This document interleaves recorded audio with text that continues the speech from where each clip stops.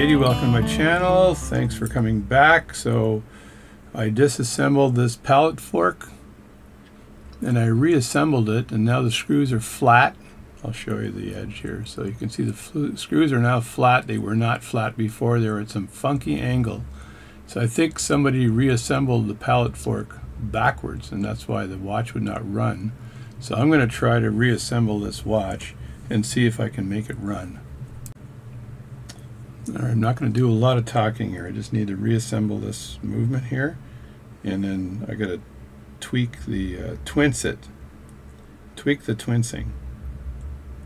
And again, I don't know if these things are going to fall in place or not, but I'm going to do what I did last time, and that is put the screws in lightly, and then once the screws are in lightly, I'm going to test this thing to see if the pallet fork actually swings back and forth. And if it doesn't, then I got other problems, whole other problems. So this is all part of watchmaking and a lot of work in diagnosing problems and blah blah blah. And you know what? I think that this flat screw goes here, and I think the other flat screw goes on the other side, because it would be flat so that the plate for the mainspring doesn't interfere with it. I got the wrong screwdriver here, but I'm going to take this screw out and replace it with the other one that's more flat. And that way, I think this is a little bit rounded on the top, which may go over here. So it's the wrong screw. Right day, wrong screw. Grab this screw here. So I think this one looks like it's flat, which is perfect. And that way, when I screw the plate down, it doesn't rise up because the screw is in the way. Because the plate goes slightly over this screw. So there we go. Now I'm going to pick this watch up, get my famous tool here, and see if I can get the plate to drop. I'll be back. Alright, there we go. The plate has officially dropped.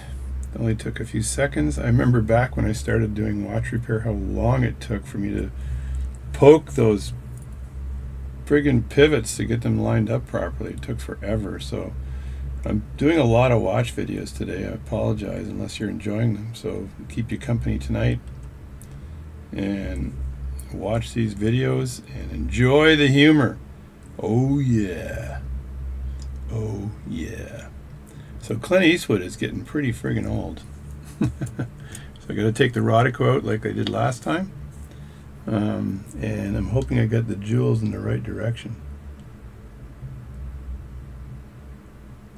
because the last watchmaker put this pallet fork back together and totally effed it up. Hopefully I didn't do the same damn thing, and if I did, back to the drawing board. So what I'm going to do is put a little pressure on the wheels here and see if anything moves inside.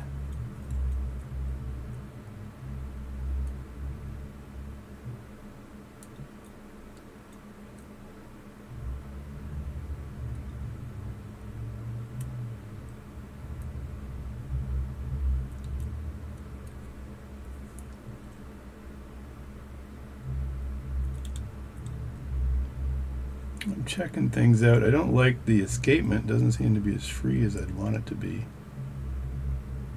I'm just going to take some power off this thing, a little bit of power off of it, and see if I get a freer escapement. And just loosen these screws a bit, because the escapement is in there, but it seems to be a little bit tight.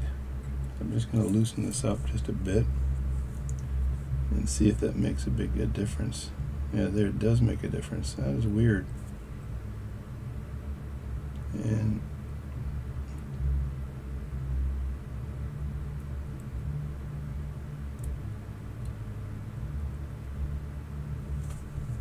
so now if I put a little power on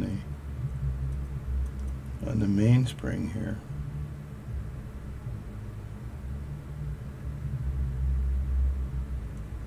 is this going to make it move or not?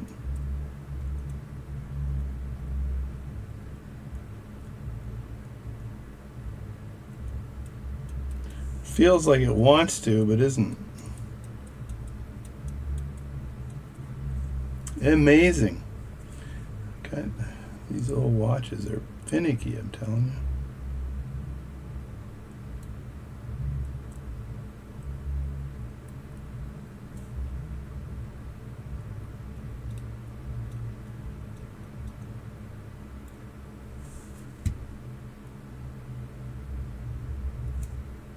So I think what I'll do is put the plate on the top, return the plate to the top here. Let's get this plate back on with the screws, and then put a little power on the mainspring and then fart with it. And we'll see what happens. So grab things and put them in place here. This old movement is causing me all kinds of problems. This could be a project for the summer. That's when you really are having a hard time getting the thing working properly. You say, okay, I'm leaving it for a while because I got other things in life I want to do. So again, this is my movement, so I'm not too concerned about a customer saying, what are you doing with my movement? So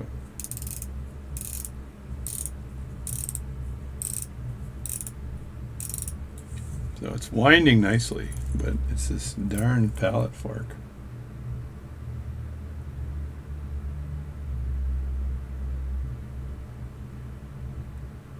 Oh.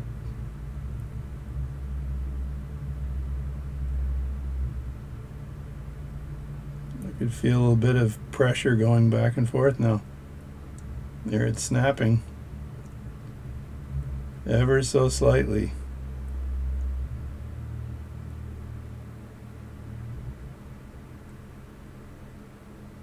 Which means that it's been put in the right direction. And if you look at that, let me see if I can make it snap. It's not, it's kind of wants to snap. It's like, oh, come on, make me go over. Look at there. Look at, so it means it's releasing at the right time. Look at that. And you want it to snap over. So I think this pallet fork, if I can get in there with some of that gel, what I'm pleased with is that it's actually moving, which means the escapement's also moving, which is good. So that's a start, and I don't think I can finish this, but I'm going to keep working at it. I'm feeling it wanting to do this job. Before, it wasn't moving at all because Buddy put the pallet fork in backwards. The other guy, I'm just working it here. I'm going to tighten this back screw just a bit to see if it still works.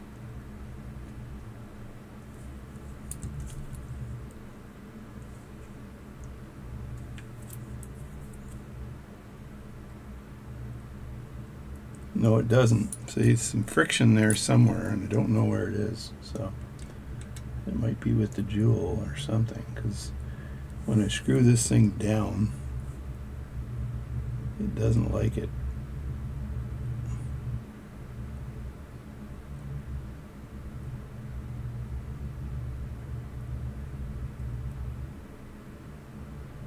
I know I'm not squeezing the pivot, so I don't know what the hell's going on. It doesn't like the fact that it's being screwed down tight in the plate. It wants to be up a bit. And all of the pivots are showing through. So it's a strange, strange thing we're talking about here. I'll oil it up and I'll play with it some more. That's it. That's a quick video today. The pallet fork is moving, so I did it. I took the two screws out of the pallet fork, did a little bit of research, and put them back in, and now the pallet fork is snapping back and forth. Super slow, but still is snapping back and forth. And when I tighten the back screw here, it sort of doesn't want to snap, which means there's a pivot or a jewel or some issue in there that I don't know about. So we'll get back, we'll diagnose that, and we'll keep working on it. All right, I'm not quite done yet. So I've worked it and worked it and worked it. I'm just going to put the balance in to see if I've got anything, right? So I think I've got some action here. I'm not sure how strong it is, but I think I've got some action. And what I did was I put my screwdriver blade in there, and I just kept going back and forth to see if I could work that in. There's still a problem though when I tighten this back screw down, that the pallet fork seems to jam, and it doesn't make any sense because both pivots are coming through both of the jewel holes. So why the heck would it do that? Do not know. So I'm going to just grab this balance very bravely, right, and I'm going to just put this in. What the hell, right? Just to see if I get any action at all on this watch. So the first thing I'm going to do though is your face. I'm going to I'll leave it on that side, so I'll enter the pallet from this side. So let me see, I got to go way over this way and put it down like that, and then come back. And I think I'm probably too close right now to the problem here. So I got my lens on right now, which might be a little bit too close. I'm not sure where I'm at here with this, but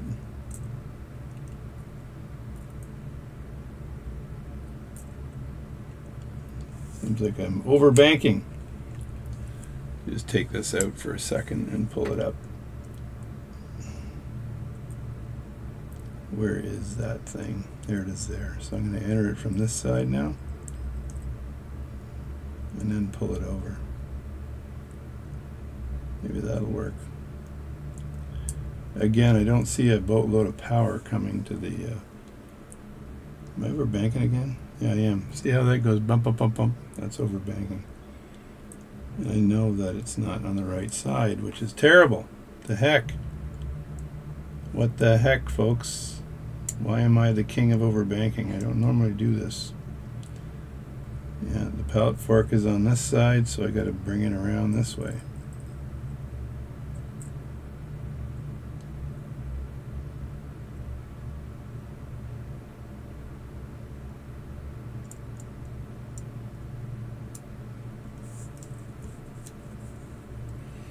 This thing, this little bugger of a watch is going to be a problem, I think.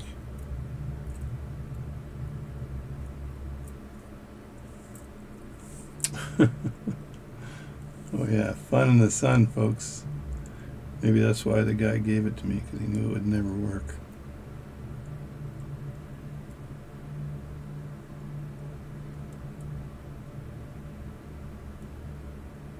Yeah, that now it's over banking again. So I'm pushing it this way, and the fork's on the other side. Yep. I would normally have this in the movement holder, but I'm not too concerned with this particular watch.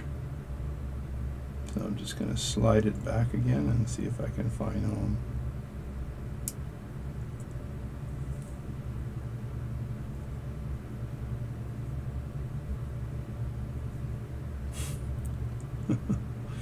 Doesn't want to run. Come on, do something good here. Start ticking like you mean it. All right, this is obviously going to take even more work now because it's not working, and that might be why the guy said, yeah, you can have it. All right, JD back. I'm so proud of what I did. Look at that. So what I did was I took a sacrifice pallet fork that I got in a bag, and I took the top part of that pallet fork and installed it into this watch, and then I basically changed the banking pin distance to allow the actual mouth of the pallet fork to grab the impulse jewel and then push it the other way. So it's running, which is just phenomenal. So I don't even have the screw in the back. I'm so excited about this. But that's it. that's the video, and I finally got it going. And from the other side, if I can see this running here without it spilling out, there it is, folks. Back and forth, back and forth, back and forth. Love it. Just love it. So thanks a lot for watching this video. Finally got success. So this little watch is going. I haven't even cleaned the balance yet, so I still need to clean the balance and get that going. But other than that, it's actually running pretty well. So I'm just going to let this run overnight, and then I'll deal with it a little bit later. But I'm super pleased that I got this done. And I got this little bag of parts here, and I really think that somebody put in the wrong pallet fork or screwed that up, and that's what caused the big issue. So it's finally running, and that means the most to me of all, because I'm totally worn out today trying to get this thing running. And I love success and I hate failure. So I was going to give up and go down and watch TV with my wife, and I said, no, you're going to keep going here. And from this, I am learning. So I've learned a lot of things here. One thing is, oh my God, those pallet forks that are straight are a pain in the ass. So there we go. Still running. I don't even know if I have a big wind on that or not, but I'm pretty pleased with what I got. And let me just wind this up some more here. Actually, I don't know if it's wound up all the way. It probably is. Whatever. That's good. We'll clean up. We're going to take the jewel off there, clean that. The bottom, the lower jewel was done. The upper hasn't been done, but I'm just going to let it run. I don't think it'll wear the pivot out, and we'll just let it run overnight and see what kind of amplitude we can get. And I believe it's probably running in upside down as well. I'll have to test that sideways and see if it stops. No, it doesn't, so we're good. Upside down still runs, no problem, and it is success. Now I'm not sure if I need to readjust these banking pins any more than they're adjusted, but for now I'll just leave it alone and call it a day.